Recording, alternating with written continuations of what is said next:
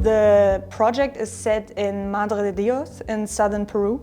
And the topic of the project is artisanal gold mining and how it is on one hand an economic driver of the region, the largest contributor to Peru's GDP, but on the other hand also a major source of environmental devastation in the Amazon.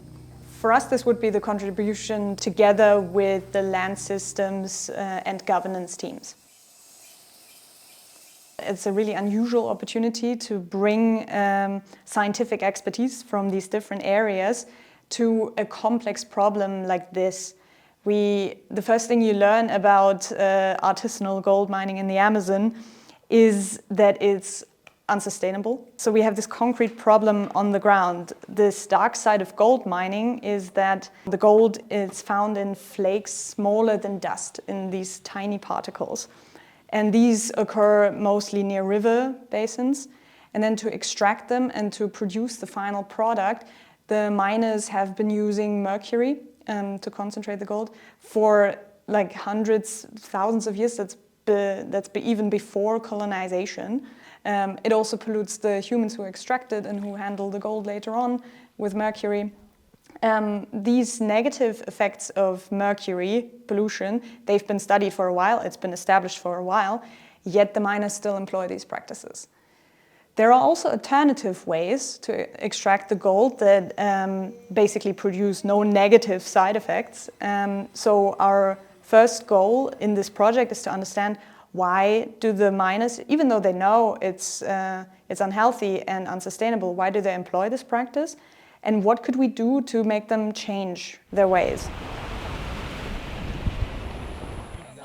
Last year we were mainly involved in setting up all the more quantitative evaluations. So last year was focused around interviews and workshops still, more the qualitative part. And then it was also a major surprise that the miners, they have a really bad image in the country. So they are the villains who pollute the environment at their own gain. And the miners know this, but themselves, this sort of self-image and the external image, they're very different. The miners see themselves as victim of the system. They have no choice. It's their economic livelihood that's at stake here, and they have to support families. And they're being demonized by the rest of the country basically for something that they can't really, or they think they can't really change. But we want to move this narrative around. I say narrative because we have a sub-project on this.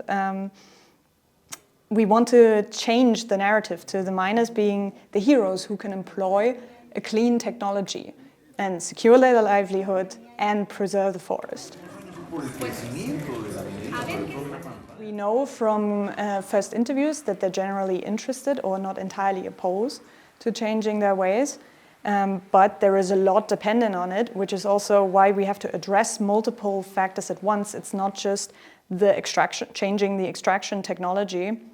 We also have to make sure that there are buyers out there who are willing to pay a premium for clean gold, basically.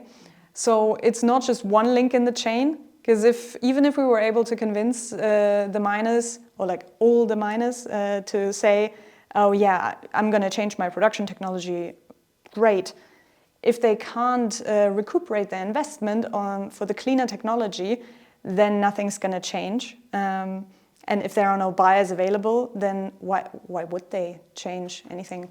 So yeah, this is also a special feature of the project, that we really try to address multiple things at once. Basically, in our Wyss Academy lingo, this would be the systems transformation approach. Not just addressing one link, but trying to see the entire value chain of gold and clean gold in particular, and moving it in this direction.